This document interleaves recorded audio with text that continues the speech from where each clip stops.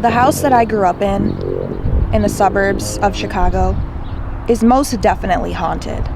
And as I sit here at my old elementary school, I find myself reflecting on all of the paranormal and unexplainable experiences that I had living there as a child.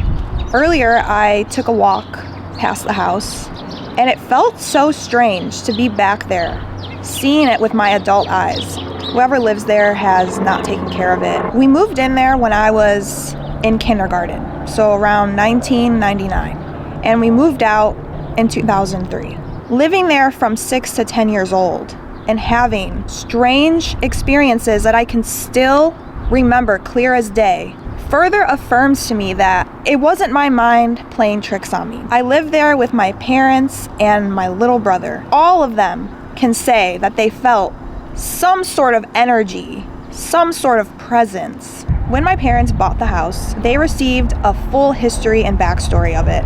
The original owner, back in the late 1800s, had actually passed away in the house. Back then, they used to have wakes in the home of the deceased person. So they did the same thing for the original owner. On the Historic Elgin website, my childhood home is listed as one of the landmarks throughout the city. It states that in the last decades of the 19th century, George P. Lord, who would become one of Elgin's leading philanthropists, acquired property from the Kimballs on Elgin's west side. In 1883, Lord sold one of the lots to Rienzi Crocker, who sold the lot to Thomas and Catherine Tennant in March of 1885. Later in the same year, Tennant took out a mortgage. Thomas Tennant was a Polish immigrant who came to Elgin in the 1870s. He worked in a number of Elgin's well-known institutions, including the milk condensing plant, the insane asylum, and in the years just before his passing, the watch factory. The Tennants lived in the house from 1885 until 1900, when Thomas passed away. Just 9 days before passing away, Thomas put the property in Catherine's name. Unfortunately, only 3 years after suffering the loss of her husband, Catherine died, leaving 2 young children to become heirs of their parents' estate.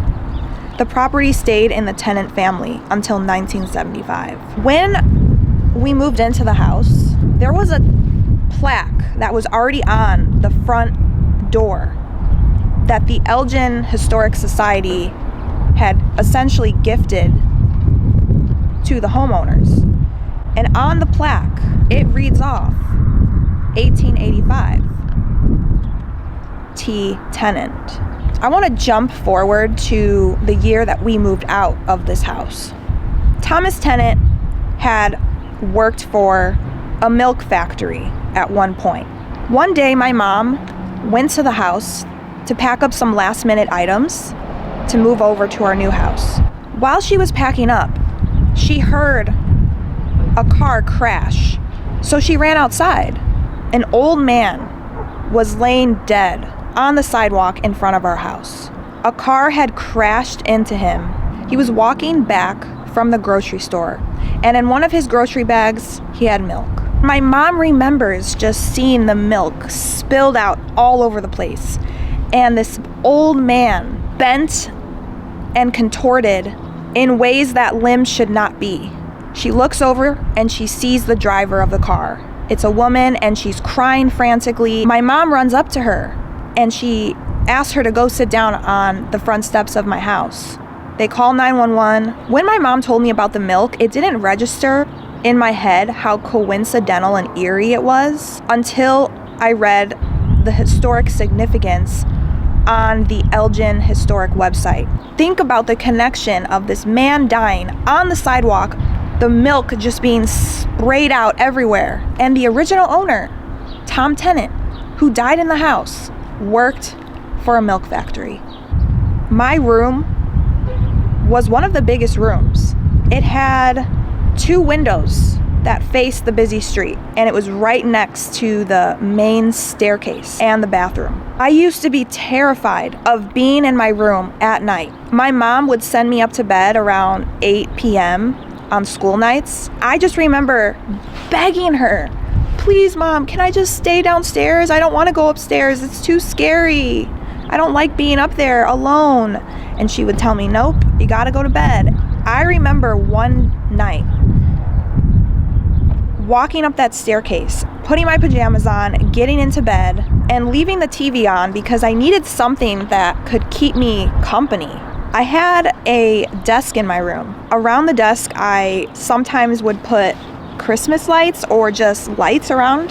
That night, I had left the lights plugged in around my desk, and I could see the plug.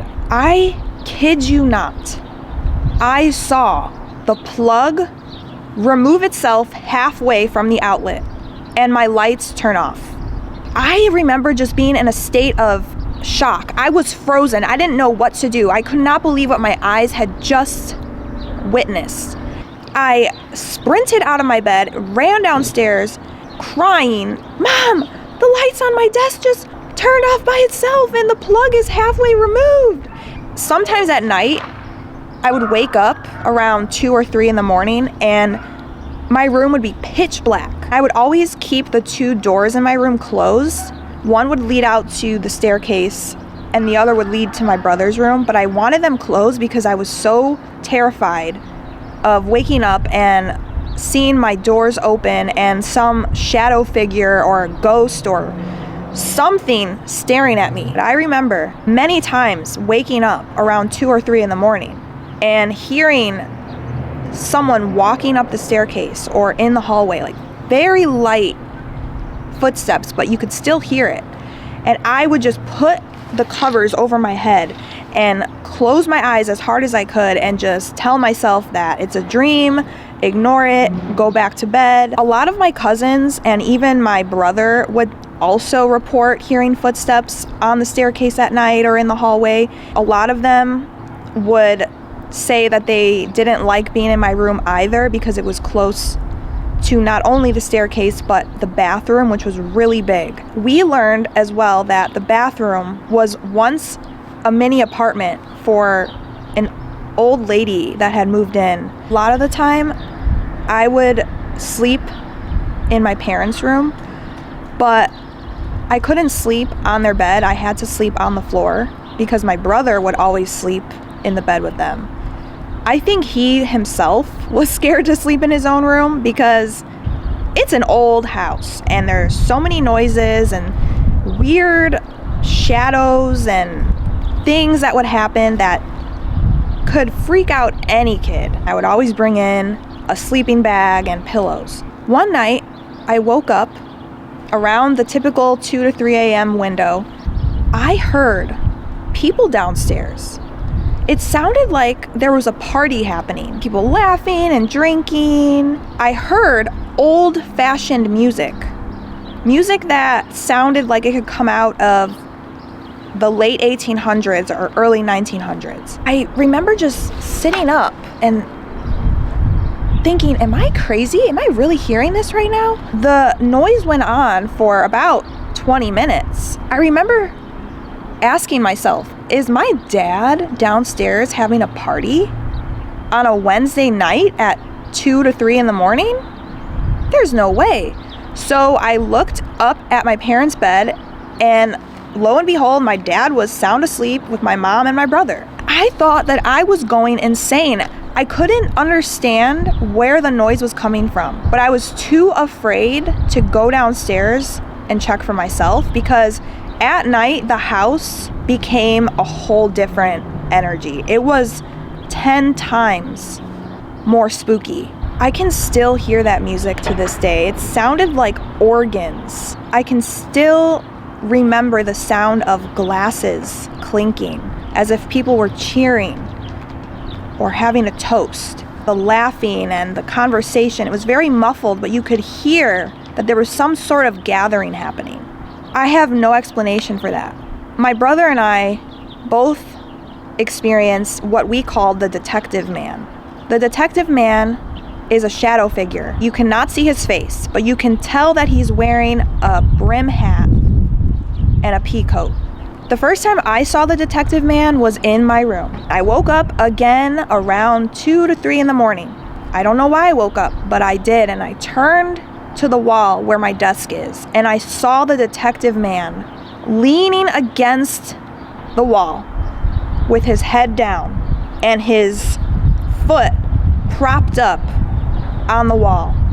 I blinked as many times as I could because I thought my eyes were just blurry and I was half asleep and I was dreaming, but he was still there. I couldn't move. I couldn't make a sound. I couldn't get up out of my bed to tell my parents. I just forced myself to go back to sleep. My brother, to this day, can also remember seeing the same detective man silhouette in his room. I know this sounds crazy and delusional and ridiculous, but I would not lie about this. In one part of the house, there is a front porch. It's an enclosed porch, so there's windows around it. One day my mom was cleaning the windows in that enclosed porch, and she saw a handprint on one of the windows. It looked like a child's handprint. She tried scrubbing off the handprint, but it would not go away. I remember going in there and staring at the handprint. My brother would come in, he would look at it, he would try and rub it off, and it would never go away. When my mom was selling the house, she put together a brochure, and she still has the brochure of all the rooms and all of the amenities and features that would come with the house. She borrowed the brochure to me. When my mom was going through the pictures and approving which ones to advertise, she noticed that the picture of one of the other offices that we had in the house had this little orb that was floating towards the ceiling. She couldn't figure out what it was. She thought it was the camera glare, but the other pictures that were taken right after that picture in that same room did not show that little orb. My mom set up where we watched TV to be at the front of the house. The couch faced the dining room, and then you could also see into the kitchen. So you could look straight down and see into 2 different rooms. My mom had installed a gorgeous chandelier sconce light in the living room. She made it so that the light switch could be dimmed. One night, my dad, my brother, and I were watching a movie. The living room sconce light was turned off, so the only light source was coming from the TV. Out of nowhere, the sconce light in the living room turned on. Everyone saw it happen. I remember my dad looking at my brother and I. The expression on his face is imprinted in my mind forever.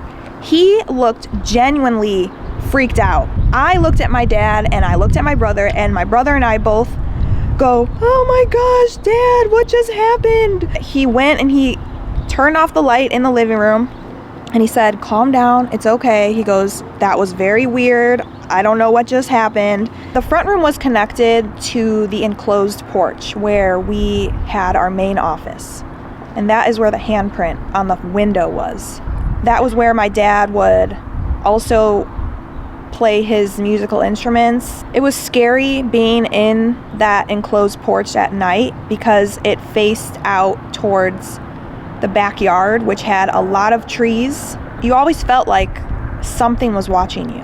The living room with the beautiful sconce light was connected to the second office where the orb that my mom saw in the picture was. It was also connected to the main staircase at the front of the house. It was always very dark in that stairwell. Walking up that staircase at night and seeing at the top the bathroom door wide open, it's pitch black, and you're just remembering that an old lady had lived there at one time in that bathroom. The kitchen was quite small, and it had a little bathroom connected off of it, as well as the door to the basement. The basement was also very creepy. It was old, it wasn't renovated. The kitchen was also connected off of the back patio. One time my dad was up very early for work.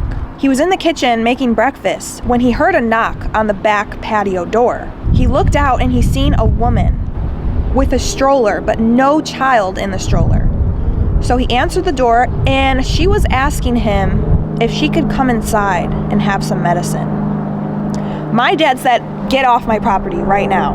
When you went in the kitchen, there was also a door that led to the back staircase. And the back staircase was never used when we lived there. We always kept the door closed, and there was a door in the back staircase that would lead out to the backyard.